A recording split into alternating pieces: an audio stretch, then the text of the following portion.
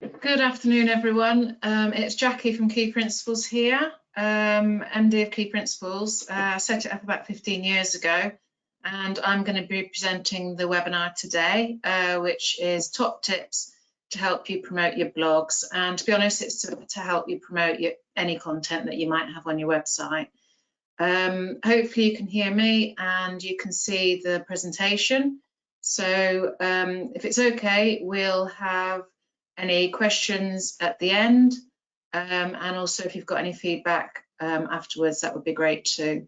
We do have, I produced a couple of templates for you to have at the end, which I'll send to you by email after the event, as well as sending the recording and the slides as well.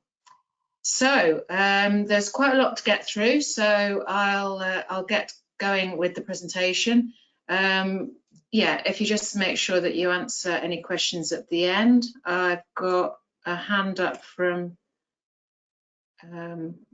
one guy, from Simon. Is there an issue, Simon, or am I okay to go ahead? Hopefully everything is okay. Could someone just confirm that they can hear me and that you can see the presentation? That would be great if you could do that in the chat or in the questions section.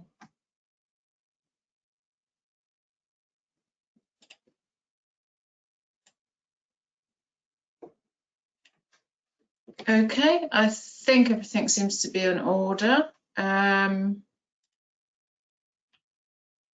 So we'll get going with the presentation. I'll switch off the webcam now so you can concentrate on the presentation rather than me. So there we go. Okay, so let's get started. So what are we actually going to be covering today? Well, on our last webinar, we covered a number of important. Hold on a second. Yes, we can hear you. That's great. Thank you, Kimberly.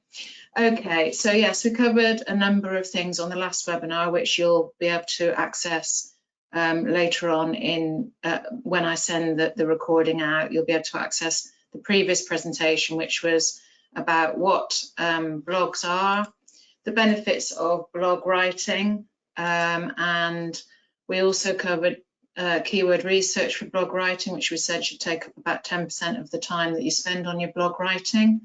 Developing your blog, so writing your blog, we spoke about that in the last presentation as well. So this webinar, we are focusing a lot of time, and it sort of suggests that with our recommendation in terms of blog writing and publishing, that actually the promotion of your blogs is extremely important. And I think Malik pretty much highlighted that as well in the last webinar. So in this webinar, we're looking at how you promote your blog. And what I would say is that we're going to go through a number of different aspects in terms of promoting your blog. We're going to cover again on-page SEO, because that's really important in terms of getting people to actually see your information. We are going to also look at blog page structure, as this wasn't really covered in the last webinar and is important as always. And then we'll start to actually deep dive into promotion preparation, social media marketing, email marketing and email signatures, content creation, curation, aggregation and syndication, content repurposing, and we've got some useful information on that, and content and relationship marketing as well, and paid advertising. We'll also be looking at tracking at the end. Obviously, whatever you do, you want to make sure that you're tracking what you're doing, and you're identifying whether there are opportunities to do more in certain areas, or where there might be issues and where you might either want to do less or change the strategy that you're following. So we'll talk a little bit about that as well. So in terms of on-page SEO, I'm just going to quickly cover the few things that Malik spoke about in his presentation last time. So the first thing is the metadata. So this comprises of the title tag, which should include the keywords that you've identified that you want to rank for. The title tag should be around 70 characters long, and ideally include the brand name at the end. You can see in the example on the screen how the title tag will appear on the Google search results. So it's the blue element that you see there. The second part of the metadata is the description tag. And the description tag, this should be about 155 characters long and contain a brief description of what the blog will contain. So you want to make, I tend to include the keyword in there as well at some point and potentially quite close to the beginning. Make it an enticing, good description tag that will get people to click through, because if you can get people to click through, then Google will like that, and chances are they'll actually promote that blog higher up in their Google results. The other aspect of on-page SEO to concern yourself with are the images. So when you've got your blog ready and you've identified the images that you want to use, you do need to make sure that those images are of a reasonable size, so not too big. And Malik recommends that you don't need them to be any bigger than 800 pixels wide. So you really want to make sure that as well, that not only are they about 800 pixels wide or less, but they're also around about 100 KB or less. So you can use this tool that Malik's provided here called Short Pixel that will actually compress the images for you, so you don't need to worry too much about that. What you do need to do though as well, and what often people don't do, is actually rename the image file. You don't really want it to be saying DSR 1926 or whatever it might be. You want to actually rename it and sort of make it a descriptive name. So I guess looking at what Malik's used here, it might be eye close up or something like that. So you want to make that descriptive. And actually, again, if it is something where you could put the keyword in, great, put the keyword in as the name of the image. And the beauty of doing that and naming the images is, again, you might get Google actually ranking your image, even if they don't rank everything else. But it's a good way of getting up there in the image search results. So those two things are really important, as is an alt tag. So add the alt tag to the image once you've uploaded it, and this will help people using screen readers so they can actually understand what's actually on the screen for those that aren't able to see it. Also, again, Malik will have covered this previously, but it's worth making note of any categories or tags. Most content management systems, such as WordPress, have the option of categories and tags. We generally only use the categories, but you want to use those really to make it easier for people to find the information on your website. It's a good way of doing that. Again, you can look back on the previous webinar for more information on this, but I did want to cover it. And something else, as I say, which I wanted to cover, which is sort of related to putting the blogs on the website, but will also help encourage word of mouth. And that's the actual structure of your blog, because that will actually help with the promotion of it and the word of mouth impact it might have. So the first thing that I recommend is that you encourage social sharing. So include social sharing buttons on your blogs so that visitors can share your blog on their Facebook page or LinkedIn account, or tweet it for you, for example. So you can also include a click to tweet widget as well. That's another option. But basically, you just want to encourage people to help you, basically, and to promote your content. If they find it of value, then there's a good chance they will, particularly if you ask. But if you don't ask, and if you don't give them the option, then that's not going to happen. So it's important those go on to your blog. Also, as many of you know, I'm a big fan of email marketing, and it's a good spot to actually include an option to build your email newsletter, something along the lines of enjoyed this article, then subscribe to the monthly or weekly newsletter that you might be doing. Again, a useful way of building your email marketing list, as well as helping to promote your blogs at the same time. You can also encourage people to leave comments, and certainly if you include a call to action at the end of your blog, or if you ask a question that leads to comments, then that's a great way to actually add even more content to that blog. Obviously reply to any questions that people might have, reply to any comments, and you can start to build a conversation and actually make it more of a two-way conversation rather than a one-way conversation. And finally, include a call to action, whether that's to get a quote, book a call, or simply to offer something of value. Download, again, to try and get the email address. Finally, in terms of encouraging word of mouth, I also ask employees to share any blog posts on their personal and professional networks if they're happy to do that, particularly the professional ones, but sometimes on the personal ones as well, depending on what you're actually promoting. So in terms of actually the preparation before, so you've got the blog up, you've published it, you've hit the publish button, but maybe before you do that, it's worth doing some preparation beforehand. Because then as soon as it goes live, you can start to promote it. So the sort of preparation that we would recommend is to think up 3 to 5 headlines for your social media posts.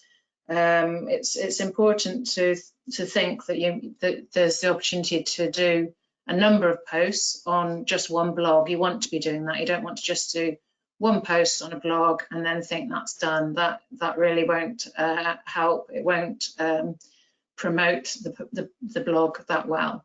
So we recommend 3 to 5 headlines, 3 to 5 short social posts, and 3 to 5 longer social posts. And get those prepared in advance, and then you've got them ready and waiting. You want to make the headlines as attention grabbing as you can, perhaps include numbers, include action orientated verbs like try or discover. Just make it as eye-catching as you possibly can. As I say, come up to 3 or 4 variations and think about the social channels that you're intending using, so that you make a note of the character lengths for those different platforms. So some of the longer posts that you can do on Facebook, for example, you won't be able to do necessarily on LinkedIn, so you do need to be aware of that and perhaps edit for LinkedIn if you're doing a much longer social post. The other thing to do actually to encourage more tweets and retweets and shares is to mention a personal brand in the post where it's relevant, especially if they'll help you promote it for you. So if you've done a post and you've got suppliers included in there, then include them in the post and ask them for help in promoting it. Include your contact details, obviously a phone number in the post, and make sure that you have relevant images ready to use. So get those ready in advance, and then you're cooking on gas, as it were. Add links to your blog, so use in the post as well as in the first comment. So the blog itself, you want to be encouraging people to go to that blog, obviously, from whatever social channel. What we've found actually is it works really well to include the link to the blog in the first comment. So rather than having it necessarily in the post itself, include it sometimes or try it different ways. But we have found that actually putting it in the first comment and directing people to the first comment works very well, just in terms of getting more visibility for the post itself.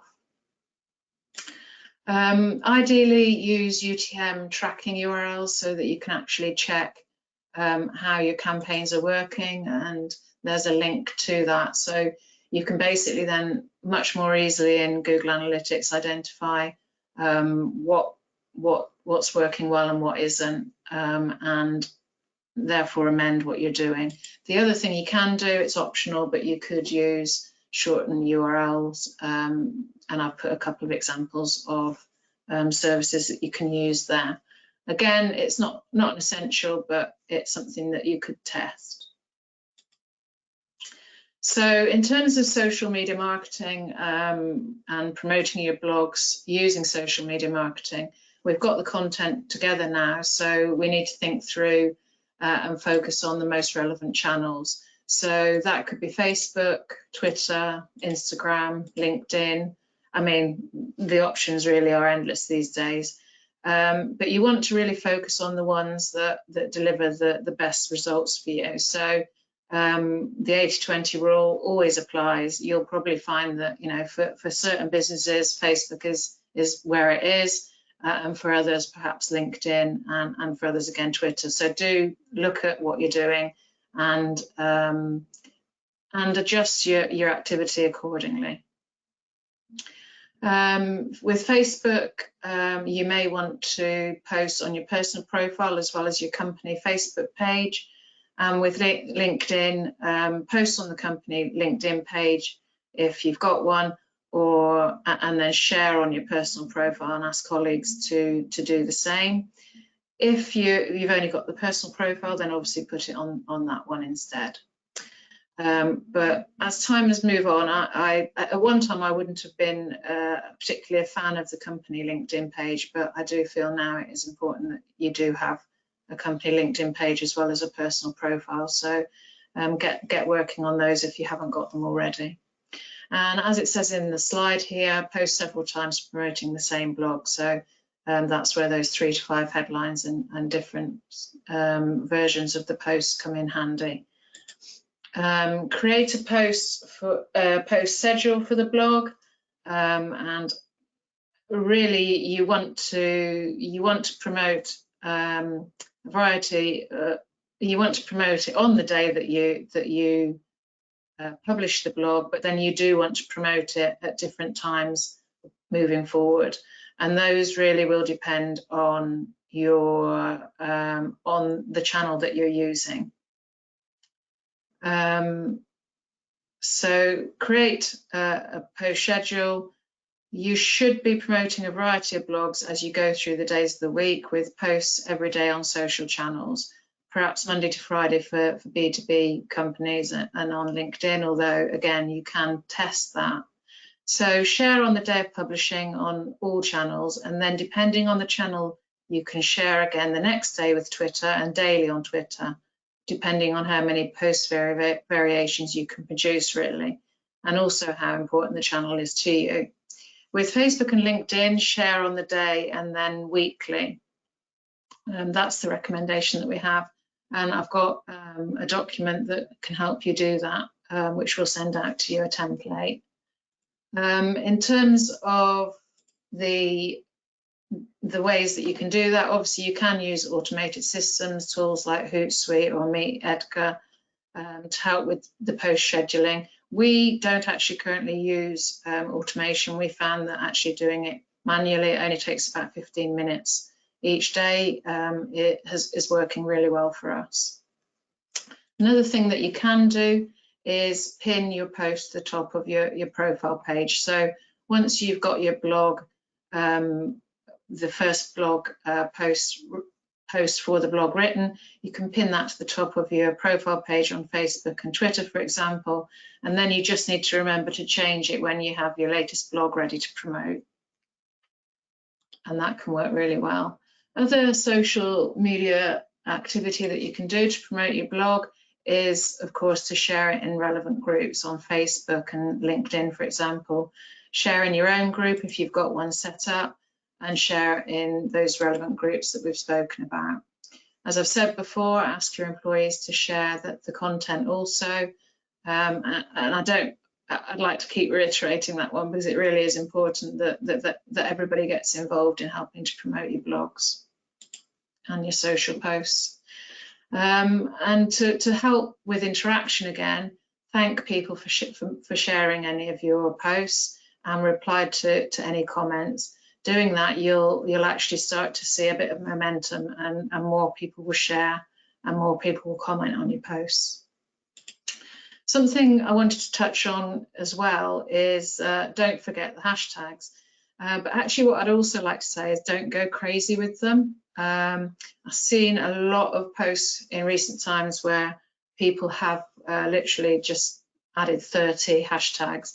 What we've found actually is that isn't necessarily the best thing to be doing. In fact, this little graphic here from Social Bakers shows you that actually probably 1 to 2, maybe 3 to 4 or 5 is probably the best. So we're sort of going with the 2 to 5 relevant ones as a starting point, because you need to be, it's the 80-20 rule again. Just think what are the most relevant hashtags and use those. As an example, on Twitter, HubSpot found that 40% of tweets get retweeted when using hashtags compared to 25%. So you do want to use them, but you just want to use them in a controlled manner. And finally, something that a lot of people aren't really doing at the moment is post to social bookmarking sites. So I've given some examples here of social bookmarking sites you could post to, but there may also be some niche bookmarking sites that you could use as well. So use other sites where you can to help promote your posts and get more traction for your blogs and your other content. So there's a few options there. Something that you might want to do actually before you even do your social media marketing is actually to do some email marketing. I'm amazed at how often I hear businesses not using email marketing to promote their content. Hopefully you've all got lists and you want to definitely be promoting your blogs and any content that you develop to your current lists of email subscribers. It is one of the best ways of promoting content. Don't forget to test your subject lines, as this is crucial to getting email opens. And there's a webinar that you can go back to where I talk a lot about email marketing. It's all email marketing. Go back and have a look at that one to help as well. And what I'd recommend really with email marketing is, depending on the blog and who it's targeted at, you want to be sending a separate email just about the blog, assuming that it's a great blog that everybody would be interested in, or even a subset of your email list would be interested in. Get that out to them as a separate email, and then also include it in your regular email newsletter, which I'm hoping you're all doing now. And to encourage your recipients to share your email newsletter, make sure you have an email, have the option of them sharing it, and also obviously sharing your blog as well. And finally, include a link to your latest blog in your email signature, so people can go directly to that. Again, a bit like pinning the post to the top of your Facebook or Twitter account. Remember that you do want to update that when you get a new blog that you want to promote. But certainly email marketing is massive in terms of return on investment. So email campaigns generally give you a return on investment of £38 for every £1 you spend. That's from Campaign Monitor, who are, to be fair, an email marketing provider of software. But if you want to find out more about email marketing, you can check out the other webinar that's in the resources link I'll be sending out after this webinar. So that's email marketing. So we've gone actually quicker in time than I thought, but we're getting there. So we've covered social media marketing and email marketing. Those probably are the two key ones for me in terms of getting your blog posts viewed and promoted. And then we come on to ways of getting your content out to new audiences. So these people won't be linked to you on LinkedIn or Facebook. They won't have liked your page. You're trying to get this out to completely new people. So the options are content curation, and I've listed some sites here that you can look at to get some ideas on content curation. For example, if you were basically a content curation site is a site that lists collections of content that are similar. So for example, if you're in the gardening niche, you could create a topic on hardy biennials and then save content to that. So that includes include it in some of the posts. And here's what Flipboard looks like. So that's content curation. So it's basically lists, but you can add your content to those lists. There's content aggregation. So content aggregators collect content from other websites and aggregate it into one easy to find location. It's not classed as copyright theft as long as the aggregation site clearly states and links to the source and doesn't republish the content in full. So it is pretty much a win-win situation. Visitors have access to all the content in one place, and the creators get their content in front of larger audiences. The types of websites that offer content aggregation are these. I knew I would struggle to keep saying these words. Okay, and then content syndication. This is the process of pushing your blog post, article, video, or any piece of web content out to third parties who will republish it on their own sites. I've made a little note there to use with caution.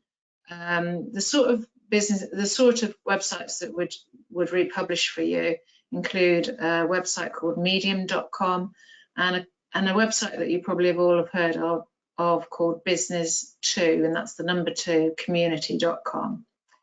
Those sites will pretty much publish it exactly as it is. I would personally recommend rewriting rather than using the exact same content.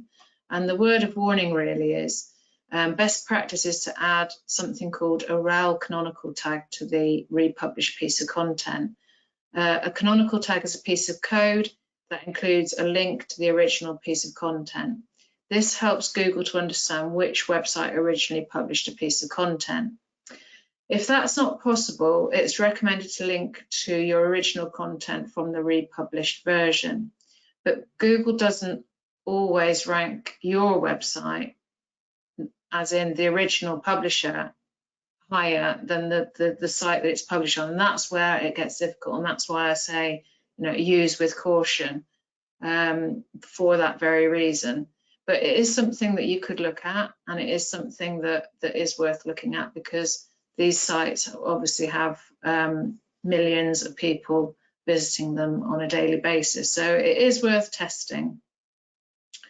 Okay, so content repurposing. I'm guessing a lot of you will sort of understand the concept here, but we'll go through the options. So you've started with the blog, you've got the blog.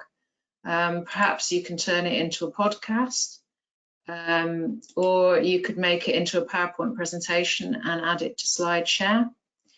That's another site where then you'll get some traction and some exposure. You could turn it into a video and post it on your YouTube channel. Hopefully you've got a YouTube channel.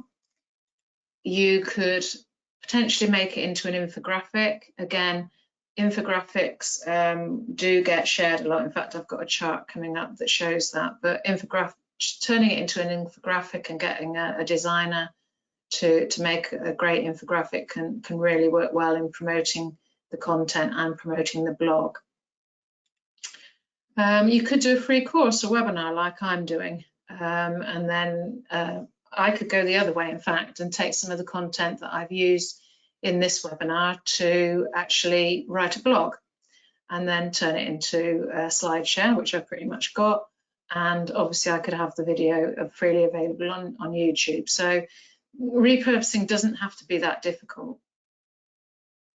The other thing you could do, again, I could do this with this presentation perhaps, is turn it into a lead magnet, an ebook or a white paper or something similar. And again, share that content, share that and promote that as a separate piece of content in its own right. Pretty much doing the social media marketing and the email marketing that we've done for a blog, but doing it for really any of these items you can do it for. Of course, you could do a Facebook Live or a LinkedIn Live. I'll be honest with you, I've only ever done one. And in fact, it wasn't even a LinkedIn Live, so I can't say I've ever done either of those. I know that they work really well.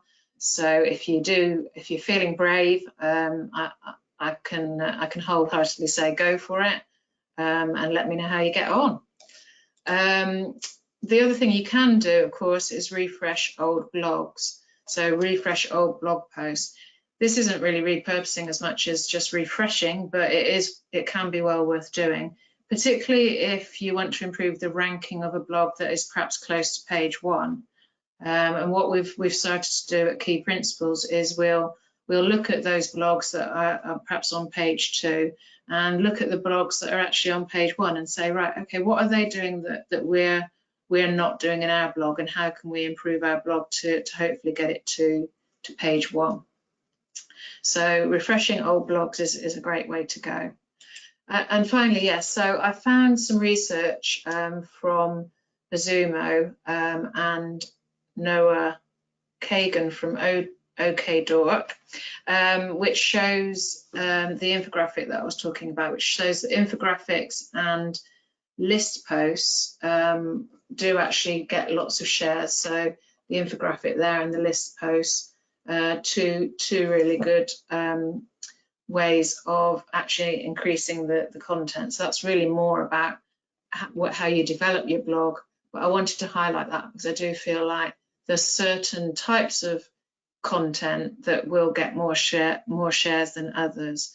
In fact, I think I also found when I was doing the research for this webinar that around that top tip lists, so top 10 lists, for example, weirdly 10, and I always thought it would be 9, but supposedly top 10 lists, top 10 tips are also the most heavily shared. So you don't necessarily need to go and write your blogs and have top 50, as long as you've got a reasonable length of your blog is of a good length, you can do a top 10 list, and that the likelihood is it will get more shares than other posts that you've done, or other blogs that you've done, I should say.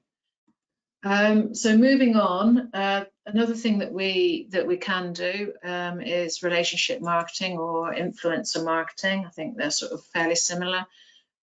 So mention influencers in your blogs and your posts, and certainly if you're taking content from another website or a blog, another blogger, make sure you acknowledge and credit them. And actually by doing that, then there's a chance that they might actually help you to promote your work to their audience. Everybody loves to be credited and flattered with the fact that their work has been reused or repurposed or credited. And I think crediting people is important, when certainly, and it will help, as I say, because people will help you. You could potentially interview an influential blogger and invite bloggers to contribute to your blog posts. The other thing you can do really to just start building up more of a relationship and more of a community is to comment on other people's blogs and create those connections, and then they're more likely to comment on yours and also comment on their social posts, of course, not just on their blogs necessarily, but providing feedback is always good. We all want feedback. The other thing you can do, of course, is look at paid advertising. And depending on the value of the content that you've produced, there's a whole host of different types of advertising that you can look at. So I guess starting with, in theory, the least expensive, Facebook advertising and Facebook retargeting, so paid social, as we call it. Those are probably good options. You could look at Google remarketing, so getting people back to your website that have visited a particular blog or a particular area of your website. You could look at carousel ads on Instagram, promoted pins on Pinterest, promoted tweets on Twitter, sponsored content on LinkedIn. Although I'll be honest with you, we have experience of LinkedIn advertising, and it is very expensive. I think retargeting and remarketing are a good way to go, but Facebook advertising, if you want to get to new people with your content, is probably the least expensive option. There are also sponsored content. There are also a couple of other sites here that you can actually advertise on as well. So I've included those. And there are some content display platforms, sometimes called native advertising. So the two that I've come across that seem to be highly recommended are Outbrain. And here's an example of how the Outbrain discovery platform looks. And then there's also another one called Taboola. Nice name. So yeah, the native ads are designed to look and feel like they belong on the publisher's website. So they usually appear at the end of an article presented as "you may like," recommended for you, or promoted stories, or something similar. But what you have to think about is that actually something like Outbrain, that content discovery platform, that helps over 1 billion people discover content, products and services.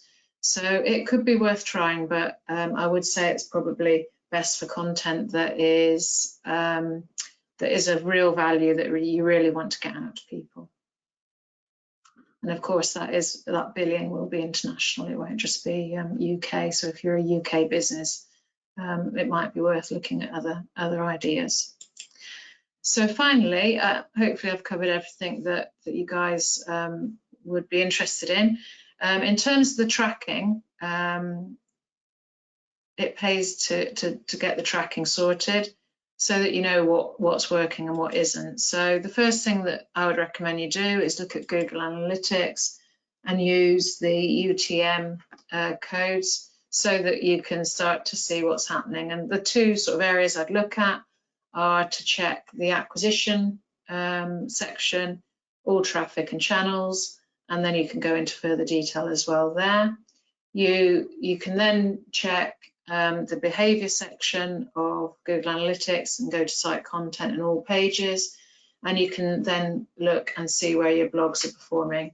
Interestingly enough, one of the blogs that's performing very well is one that Malik wrote. This is only relatively short, recent information, but you can see here that we're getting this page viewed quite a lot, which was when Google made the changes to their logos, and Malik wrote a blog about that. So those are some of the areas that you can look at in Google Analytics. There are, of course, social media monitoring tools that you can use as well. I'm not going to say the name, but there's this one, which is a powerful social media listening tool that makes it easy to monitor keywords and brand mentions across the web. Interestingly enough, SEMrush, probably more known as an SEO, leading SEO tool, also has social media marketing tracking within it. So that's an option for monitoring your social media. And another one that's perhaps one of the less expensive options is Sendable, and they help you with monitoring of your activity. And finally, the low-cost option is to set up Google Alerts. So you can set those up for brand name mentions and other keywords. We use that at Key Principles for our brand and also for some of the services that we offer, so that we can keep track of what's going on around the web. And that's a very useful tool, easy to sign up to, and well worth looking at. In terms of what I'll be sending out after the webinar, we've got a Key Principles blog promotion checklist, which really runs through all of the different things that I've gone through, gives you the opportunity to tick those off each time you do a blog.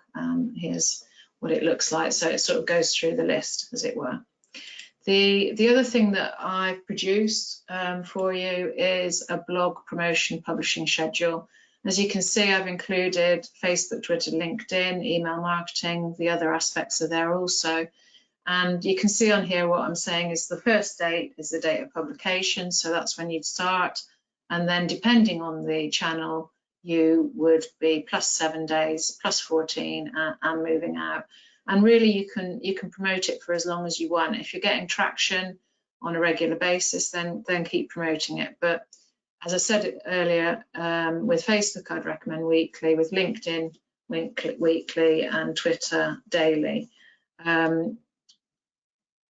And probably you can identify on other platforms what would work well for your particular industry and niche. So we've got those available, and those will be available in the resources section when I send the email out. And I've also included some content from HubSpot, courtesy of HubSpot, which is some templates for promotional outreach. So that covers really some of the aspects that we've looked at, even some ideas in terms of just social posts, but also influencer outreach and email marketing templates. So there's a whole variety of templates there for you guys to use. So what have we covered? Well, hopefully we've covered all of these aspects. So I'll just tick those off. And I guess it's now time for the Q&A. So let me just get this up and see what questions we've got. So thank you everyone for joining today. It's been good. I hope you found it useful. It hasn't actually been as long a webinar as I'd expected it to be, but nevertheless, hopefully you found it useful. Do we have any questions at all from the delegates on today? We don't seem to have any. I've got, let me just have a look. Oh, it's just you guys telling me that that you can hear me. So it doesn't look like we've got any questions. In which case, if we don't have any questions, we can call it a day here. But it would be really great to get some feedback from you guys. So when you get the email from me, if you want to reply to me, then I'll get any feedback from you guys. If you get a chance to promote it, if you found this of use, then please promote the webinars for us. And if you've enjoyed it so much that you give us a 5-star review, then you can see there are the links to actually leave us a review, as it would really help us. So finally, thank you for your time. I look forward to seeing you again on the next webinar, which will be the third Wednesday, which will be Wednesday, the 21st of October at 3 p.m. We haven't actually decided on the next topic.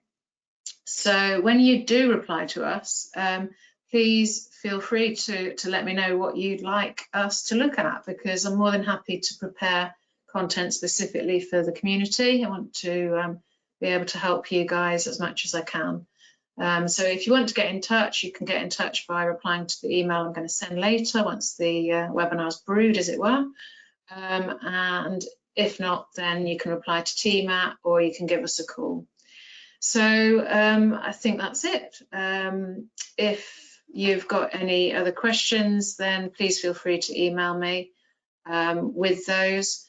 But I guess I wish you a great month in the month ahead, and I'll look forward to seeing you again soon. Thank you very much.